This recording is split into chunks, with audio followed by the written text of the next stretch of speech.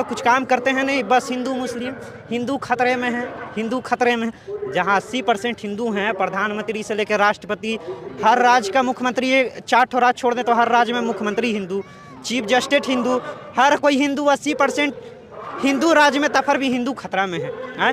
जब सिख बैठा था प्रधानमंत्री था तब कोई माई कलाल नहीं बोलता था कि खतरा में है। अभी डर लग रहा है उसको, तो झोला उठाए और चलते बने और राहुल गांधी को बैठा दे, कोई नहीं बोलेगा कि खतरा में है। 2014 में उनका मैनिफेस्टो था, वो बोले थे कि हर साल 2 करोड़ रोजगार देंगे, 10 साल हो गया 20 करोड़, 20,000 को नहीं दिए। इतने बेशरम प्रधानमंत्री हैं और इजराइल में अभी मरने के लिए भेज रहे हैं आके मजदूरों को। अब बात बदला लेगा इस बार। वो सबसे पहले 2019 में आए तो मुसलमानों को CNRC के नाम पे बैठा दिए, किसानों को कृषि कानून के नाम पे बैठा दिए, पहलवानों को बैठा दिए, युवाओं को अग्निपथ के नाम पे बैठा दिए, उन लोग का रोजगार छीन लिए, फौजी में कटौती कर दिए, जो उन लोग का ड्यूटी होता था उसको काट के 4 साल कर दिए, उन लोग का पेंशन बंद कर दिए, अभी ड्राइवर को बैठा दिए। वोट कौन देगा उन लोग को? अमित शाह कह रहे 47 तक सपना मत देखो। अरे 47 तक वो जिएंगे, 47 साल तक हैं? कितना साल के हैं? 70-80 साल के हो गए, 47 साल देख के आए हैं, लिखवा के आए हैं कि मैं 50 तक जीऊँगा। क्या और बदलाव होगा? मोदी जी की विदाई तय है इस बार, विदाई तय है। कहाँ जाएंगे मोदी जी? हाँ, कहाँ जाएंगे? मोदी जी अब रहेंगे, विपक्ष में बैठेंगे। आज जाएंगे गुजरात में जाएंगे, अंबानी अडानी के घर में दाना खाएंगे, पूरा देश का बेच के जो खिला रहे हैं ना अंबानी अडानी को, अब वहीं जाएंगे। यहाँ हसदेव से जो भगाएंगे ना, तब अंबानी और अडानी के गोद में बैठ के खाएंगे। अब यहाँ नहीं मिलने वाला कुछ। न्याय की बात कर रहे हैं, क्या मोदी राज में न्याय नहीं मिला? न्याय वो क्या कहते हैं, हसदेव तो ले लिया, हमारा हसदेव ले लिया। जो बांध है ना, उससे हम तो पानी मिलेगा किसानों को, वो मिलना बंद हो जाएगा। एक बात बता दे रहा हूँ मेरे भाइयों, मैं आप लोगों को कहना चाहता हूँ, अगर ये अभी बहुत सारे लुभावने और बहुत सारे आपको देंगे, अरे पैसे भी देंगे आपको, हजारों 500 रुपये, और ऐसे करके ये जीतने का प्रयास करेगा और जीतेगा तो आप लोगों की अस्तित्व तो नहीं रहेगा यहाँ, आप लोगों की आबादी कम हो जाएगी। किसानों की सरकार आई है। किसानों की, इससे बेईमान तो है नहीं, इससे तो है नहीं। 24 में क्या चाहते हैं? अरे भैया, अडानी का वहाँ बड़े भंडार रायगढ़ में कंपनी है, आदिवासियों का जमीन जबरदस्ती कब्जा किया है, जबरदस्ती कब्जा किया है। एक बात बता रहा हूँ, 24 में बैलेट पेपर से अगर होगा चुनाव तो मोदी का कोई नहीं आएगा। अगर EVM से नहीं हुआ, बैलेट पेपर से हुआ तब तो नहीं आएगा, और EVM से होगा तो मोदी आएगा, उसको जीवन में कोई नहीं रोक सकता। क्या लग रहा है प्रधानमंत्री के लिए युवा हमारे साथ है? राहुल गांधी ही आएंगे हमारे युवा। राहुल गांधी आएंगे? हाँ, राहुल गांधी न्याय कर पाएंगे, बदलाव बिल्कुल कर पाएंगे? बिल्कुल बिल्कुल बदलाव कर पाएंगे। तो कह रहे मोदी जी इस बार 400 पार। कोई पार नहीं, बैलेट पेपर से चुनाव हो तो बिल्कुल पार नहीं कर पाएंगे वो। 400 क्या, वो 200 भी ला दे तो बहुत बड़ी बात है। EVM पर भरोसा नहीं है? EVM पर बिल्कुल भरोसा नहीं अपने को। तो क्या राहुल की सरकार आएगी तो न्याय मिलेगा? बिल्कुल मिलेगा, युवाओं को मिलेगा, किसानों को मिलेगा। मोदी जी कह रहे हैं युवा हमारे साथ है। युवा कहाँ उनके साथ है? साथ रहती तो क्या बात था। कह तो रहे हैं हमारी घंटे पे, नहीं, बिल्कुल बिल्कुल उनके साथ नहीं है युवा, गलत बात है। हाँ भाई, क्या लग रहा है राहुल गांधी की राहुल गांधी पास आया था, देखिए, आप सबसे पहले आपको चैनल को मैं धन्यवाद देता हूँ। कहना चाहता हूँ EVM से चुनाव जैसे जंतर मंतर में, दिल्ली में जंतर मंतर में दिखाया गया, क्या होगा ये बताओ? 24 में यह होगा कि कांग्रेस है या BJP है, नियम कानून संविधान के नियम से चलना चाहिए। जैसे कि राहुल गांधी आए यहाँ, जनता लोग बोल रहे हैं EVM से चुनाव नहीं होना चाहिए, बैलेट पेपर से चुनाव होना चाहिए। जब जंतर मंतर में वहाँ सुप्रीम कोर्ट के वकील इतना रैली निकाल रहे हैं तो वहाँ नहीं जा रहे हैं यहाँ के SC ST OBC। अब जहाँ राहुल गांधी और नरेंद्र मोदी आएंगे वहाँ एकदम भीड़ लग जाता है। अभी सही न्याय के लिए वहाँ EVM हटाओ का नारा। बदलाव चाहते हो? 24 में बदलाव चाहते हैं। मोदी जी कह रहे युवा हमारे साथ है। मोदी जी युवा अपने साथ हैं, कोई नियम से चलता ही नहीं है कोई सरकार। हाँ, क्या लग रहा भाई? क्या भारतीय जनता पार्टी का जो नारा है, मोदी है तो मुमकिन है। पाकिस्तान से यूनेस्को चुनाव में हार गया भारत 23 में, मालूम होगा आपको। उसके बाद ये गुजरात में 20 साल से भारतीय जनता पार्टी की सरकार है, और सबसे ज़्यादा 2022 के NCRB रिपोर्ट में सबसे ज़्यादा कस्टोडियल डेथ वहीं हुए हैं। तो यही भारतीय जनता पार्टी का है, ये क्या बोलते हैं, भारतीय संस्कृति। ये बताओ 24 में क्या होने वाला है? 24 में राहुल जी आएंगे, प्रधानमंत्री बनेंगे। बनेंगे? मोदी जी कह रहे हैं 400 पार। मोदी जी जुबले हैं, खाली झूठ बोलते हैं, जनता को बेवकूफ़ बनाने के अलावा कुछ नहीं।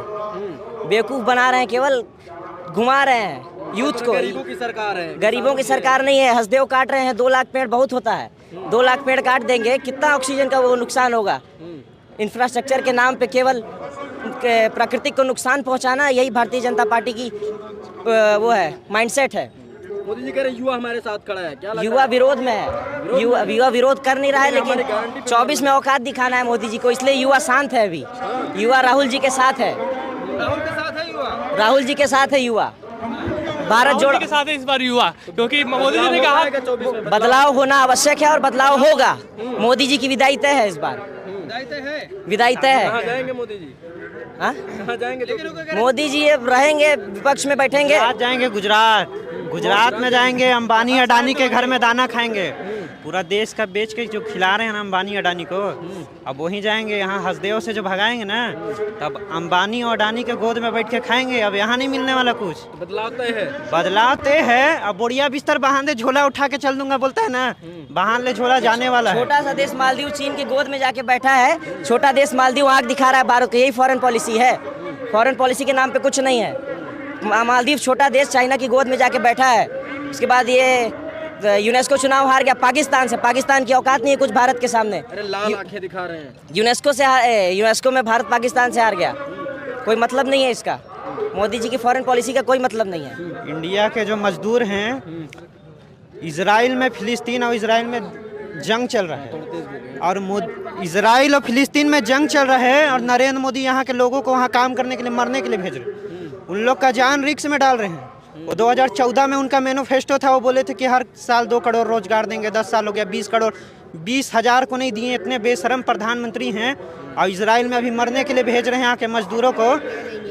अब बात बदला ले लेगा, आए, युवा बदला लेगा इस बार। वो सबसे पहले 2019 में आए तो मुसलमानों को CNRC के नाम पे बैठा दिए, किसानों को कृषि कानून के नाम पे बैठा दिए, पहलवानों को बैठा दिए, युवाओं को अग्निपथ के नाम पे बैठा दिए, उन लोग का रोजगार छीन लिए, फौजी में कटौती कर दिए, जो उन लोग का ड्यूटी होता था उसको काट के 4 साल कर दिए, उन लोग का पेंशन बंद कर दिए, अभी ड्राइवर को बैठा दिए। वोट कौन देगा उन लोग को? अमित शाह कह रहे 47 तक सपना मत देखो। अरे 47 तक वो जिएंगे, 47 साल तक हैं? कितना साल के हैं?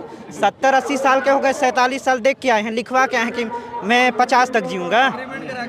एग्रीमेंट करवा के आए। कौन सा एग्रीमेंट करवा के आए हैं? युवराज के पास एग्रीमेंट करवा के आए हैं। वो तो खुद जीवित रहेंगे कि नहीं, ठिकाना नहीं है। अब बात कर रहे हैं कि 47 तक सपना मत देखो, जाने वाले हैं। ना रोजगार दिए, ना 5 ट्रिलियन का GDP बना। जब 2004 में प्रधानमंत्री बने थे मनमोहन सिंह जी, तब से लेके 2014 में जब मोदी को सौंपे, तब PPP के नाम पे हमारा देश जो है 3रे नंबर पे था, परचेसिंग पावर के नंबर पे, और अभी भी 3रे पे है। बढ़िया नहीं रहे, बेरोजगारी इधर बढ़ते चला जा रहा है, कुछ काम रहता नहीं है। उन लोग कुछ काम करते हैं नहीं, बस हिंदू मुस्लिम, हिंदू खतरे में है, हिंदू खतरे में है। जहाँ 80% हिंदू हैं, प्रधानमंत्री से लेकर राष्ट्रपति, हर राज्य का मुख्यमंत्री, 4 ठो राज्य छोड़ दें तो हर राज्य में मुख्यमंत्री हिंदू, चीफ जस्टिस हिंदू, हर कोई हिंदू। 80% हिंदू राज्य में, तब भी हिंदू खतरा में है। जब सिख बैठा था, प्रधानमंत्री था, तब कोई माई कलाल नहीं बोलता था कि खतरा में है। अभी डर लग रहा है उसको, तो झोला उठाए और चलते बने और राहुल गांधी को बैठा दे, कोई नहीं बोलेगा कि खतरा में है। अभी लेके आए हैं UCC उत्तराखंड में, यूनिफॉर्म सिविल कोड, सामान्य नागरिक संहिता, और वहाँ पे सदन में का नारा लगाते हैं, जय श्री राम। जब आप सामान्य नागरिक संहिता लाए हो तो फिर एक धर्म को काहे बढ़ावा दे रहे हो? फिर वही अलग अलग जो सबका कानून है चलने दो। अगर आपको समान करना है तो फिर एक धर्म का नारा क्यों लगा रहे हो? सबका साथ सबका विकास, सबका साथ सबका विकास। का विकास हुआ बताइए ना, किसका विकास हुआ? ड्राइवर को बैठा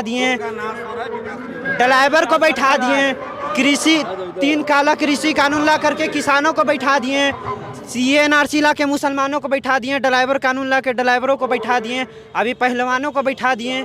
किसको छोड़ दिए? अग्निपथ ला करके जो तैयारी कर रहे थे जो लोग फौजी का, उन लोग को बैठा दिए। बचा कौन? अभी जो 2000 बच गया होगा, 2024 में वोट देगा, अगले बार उसको बैठा देंगे। कोई बचा है तो बताइए। पक्ष के लोग हैं जो आके बैठ जाते हैं, राजनीति करने आते हैं। का राजनीति करने आते हैं तो कुछ काम धाम करना है नहीं इनको, खाली इसका पार्टी तोड़ो उसका पार्टी तोड़ो। एक बार बस इनको बोलिए ईवीएम हटा दे। अभी 2 लाख राष्ट्र का निर्माण करना अभी हाँ सब हो जाएगा। एक बार इनको बोलिए ईवीएम हटा दे। अभी 2 लाख वकील जो हैं कि सुप्रीम कोर्ट के बाहर बैठे हुए हैं, ईवीएम हटाने का मांग करें। एक बार बस हटा दें, उसके बाद देखिएगा 10% वोट नहीं मिलेगा इनको, 10% वोट नहीं मिलेगा। चोर हैं इन लोग। हम लोग के पोलिंग बूथ में 1 ठो इनको वोट देने वाला नहीं, 25 ठो इनको वोट पड़ गया, जबकि एक कोई बंदा इनको वोटे नहीं देता है। तब फिर भी इतना, अरे चोर है, मोदी है तो चोर है। नीरव मोदी चोरी करके भाग गया, ललित मोदी चोरी करके भाग गया। मोदी है तो चोरी है इंडिया में, बाकी कुछ नहीं है, खाली हिंदू मुस्लिम है और कुछ नहीं है। मोदी है तो भरोसा है। देखिए विदेश में कहीं हिंदू 1% है, कहीं 5% है, कहीं 10% है। वहाँ कभी उन लोग के जुबान से नहीं सुनिएगा कि हिंदू खतरे में है, लेकिन यहाँ 80% है। तो यहाँ मोदी के जुबान से सुनिएगा, प्रधानमंत्री है 15 राज्य में, उसका अपने दम पे या तो सहयोग के दम पे उसके मुख्यमंत्री है। तब फिर भी डरा के रखा है कि मुख्यमंत्री हिंदू खतरे में, यहाँ युवा खतरे में है, यहाँ महिलाएं खतरे में है। अभी बरेली में दंगा हो रहा है, हल्द्वानी में दंगा हो रहा है, मणिपुर में इतना महीना से दंगा हो रहा है, उसको ये नहीं दिखाई देता है। इसका नाम तो प्रधानमंत्री छोड़ के नहीं, भाजपा का प्रचार मंत्री है। दिल्ली का पार्षद का चुनाव से लेकर के अमेरिका का राष्ट्रपति का चुनाव का प्रचार करने जाता है। लेकिन अगर कहीं हजारों की तादाद में कोई मरते रहेगा ना, दंगा होते रहेगा, तो ये इतना बड़ा आदमी है, इतना खतरनाक आदमी है, उसका जिक्र नहीं करेगा जैसे कुछ हो ही नहीं रहा है। और इसको बस बोल दीजिए आज यहाँ सरपंच का चुनाव है, मुँह उठा के चले आएंगे प्रचार करने के लिए।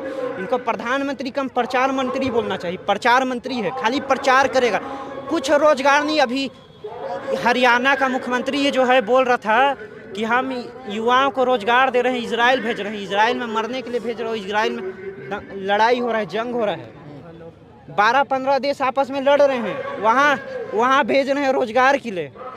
वहाँ रोजगार मिलेगा, जान खतरा में डाल के भेज रहे हो। 40,000 50,000 का नौकरी करने जा रहे हैं, इंडिया में नहीं है तब न जा रहे हैं। इंडिया में रहता तो जाना पड़ता किसी को। कौन हिंदुस्तान में हिंदुओं की बात नहीं होगी तो कहाँ होगी? तो हिंदुस्तान में हिंदू का बात करो ना। संविधान के सुनिए, संविधान का अनुच्छेद 28 उठा के देख लीजिएगा, उसमें लिखा हुआ है कोई भी किसी विशेष धर्म को बढ़ावा नहीं दे सकता है। और वो संवैधानिक पद पे, प्रधानमंत्री के पद पे बैठे हैं, तब फिर भी बढ़ावा दे रहे हैं। जिस संविधान के बदौलत बैठे हो उसका इज्जत नहीं कर पा रहे हो, तुम हिंदू और मुसलमान का इज्जत करोगे? तुमको अगर धर्म का काम करना है तो तुम धार्मिक पद पे बैठो ना, मंदिर में पुजारी बन के बैठो, हिंदू का बात करो, सब का बात करो। हम हिंदू का बात करने के लिए थोड़ी मना कर रहे हैं, सब का बात करो। लेकिन ये बता दे रहा हूँ, ये हिंदुस्तान जितना हिंदू का है उतना मुसलमान का है, दलित का है, सिख का है, ईसाई का है, जैन का, बौद्ध का है, पारसी का है, सब का है। जहाँ अगर 1% भी अल्पसंख्यक है तो वहाँ किसी देश का अगर आपको खुशहाली देखना है ना, तो सबसे पहले देख लीजिए अल्पसंख्यक कितना खुश है। किसी राज्य में आज खुश है? मार रहे हैं, काट रहे हैं, हर जगह तो तंग करके रख दिए हैं। अरे इतना बेशरम मुख्यमंत्री इनका, इतना उत्तराखंड का क्या बोलता है मालूम है? बोलता है कि उत्तराखंड देवभूमि है, यहाँ अवैध कब्जा नहीं चलेगा। अरे ठीक है, देवभूमि है, हम मानते हैं। हम कब बोले? हम मुसलमान हैं लेकिन बोलते हैं देवभूमि है। हम राम जी का भी इज्जत करते हैं, लेकिन तुमको भी फिर यहाँ ख्वाजा गरीब नवाज का इज्जत करना पड़ेगा। अगर तुम चाहते हो कि हम तुम्हारे भगवान का इज्जत करें तो तुमको भी अल्लाह का करना पड़ेगा। अगर मान लीजिए मैं ही आपके माँ बाप को गाली देता हूँ तो आप मेरा माँ बाप की इज्जत करिएगा? सम्मान देने से सम्मान मिलता है, हिंदू धर्म में कहा जाता है, मुसलमान धर्म में नहीं कहा जाता है। तो सम्मान दीजिएगा तब तो सम्मान मिलेगा। एक का टांग खींचेगा, उसको कहिएगा कि वो आपको चढ़ा दे, ऐसा नहीं होता है, समझे? पत्थरबाजी करिएगा फिर? कौन पत्थरबाजी किया? जो पत्थरबाजी किया उसको उठा करके डालिए जेल में, फांसी पे चढ़ा दीजिए। जो पुलिस वाले को मार रहा है उसको फांसी पे चढ़ा दीजिए।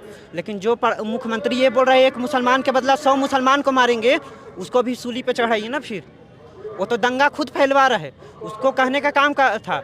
वो ये नहीं कहता कि मैं हिंदू को मारूंगा, मुसलमान को मारूंगा, कहता जो अपराधी उसको फांसी टांग दूंगा ना, तो हम लोग का भी दिल गदगद होता था। ये नहीं कहना चाहिए था उसको कि हम एक हिंदू महिला के बदले 100 मुसलमान महिला को मारेंगे। ये होता है? ऐसे नहीं चलता है। हिंदुस्तान चलाना है तो सही से चलाइए।